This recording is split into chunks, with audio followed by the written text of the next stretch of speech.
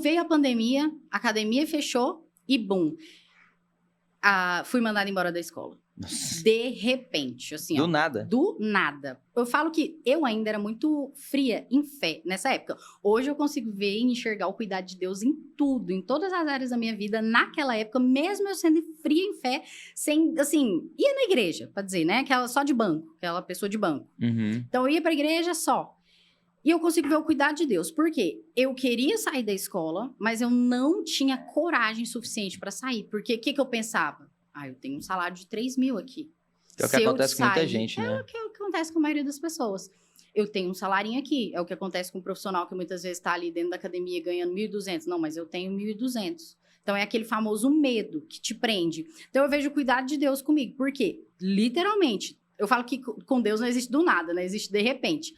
De repente, por uma questão política, eu era uma das professoras mais adoradas da escola de educação física, né? Todo mundo já gosta. Sim. Mas a escola que eu trabalhava não tinha quadra. Então, eu dava aula no pátio. Então, eu me reinventava com esses meninos no pátio. Então, eles gostavam demais de mim. Tanto é que quando eles souberam que me mandaram embora por questões políticas, né, trâmites políticos, eles fizeram a reivindicação, abaixo-assinado, mas nada me voltou para dentro da escola. Por quê? Eu falo que é porque Deus não me queria lá. Ele já falou, minha filha, eu não quero você lá. Eu quero você com a sua filha, cuidando da sua filha e empreendendo em outras áreas da sua profissão. E aí, eu entrei numa crise existencial, porque eu falei assim, e agora? Eu queria sair da escola, mas no meu tempo, né? Eu indo lá pedindo para sair, não dessa forma. Veio a pandemia, tudo fechado. Tanto porque quando acontece alguma crise financeira, o que é a primeira coisa que a pessoa corta? Os gastos com personal, aulas de inglês, que as pessoas consideram que não é tão importante, né? Uhum. E aí foi o que aconteceu comigo, com o Matheus. Os meus alunos de presencial pararam. Eu fui mandada embora da escola e os alunos de inglês do Matheus só foram começando a cancelar. E aí eu falei, caraca, e agora? E aí no meio disso tudo, eu tinha uma dívida de 30 mil reais. Que era o quê? A minha faculdade, chegou um certo período, o meu pai, a empresa que ele tinha, faliu.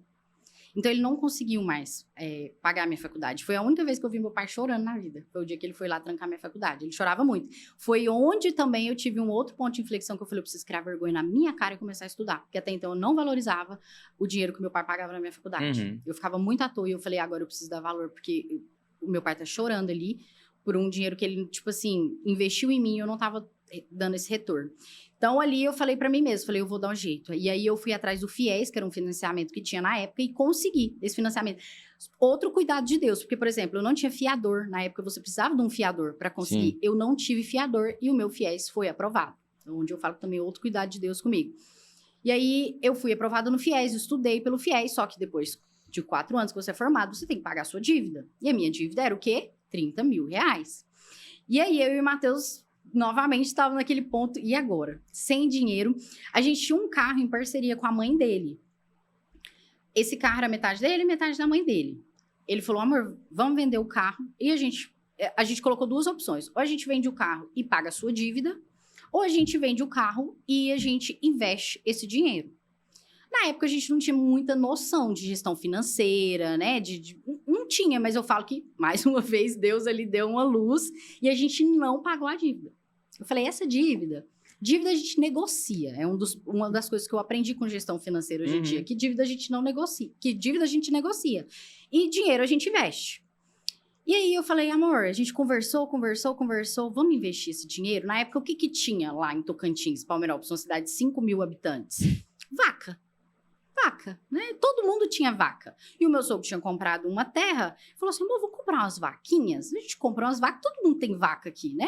Esse negócio deve funcionar, deve dar certo. E aí o pai dele falou, não, compra as vaquinhas, a gente deixa as vaquinhas aqui. O pai dele também presenteou a gente com algumas vaquinhas, falou, não, eu também vou dar umas vaquinhas para vocês começarem a vida de vocês. E assim a gente fez. Compramos essas vaquinhas, deixamos as vaquinhas lá na fazenda. E eu falei, depois, mais pra frente, quando a gente tiver condição, a gente negocia essa dívida aí e vê o que a gente faz.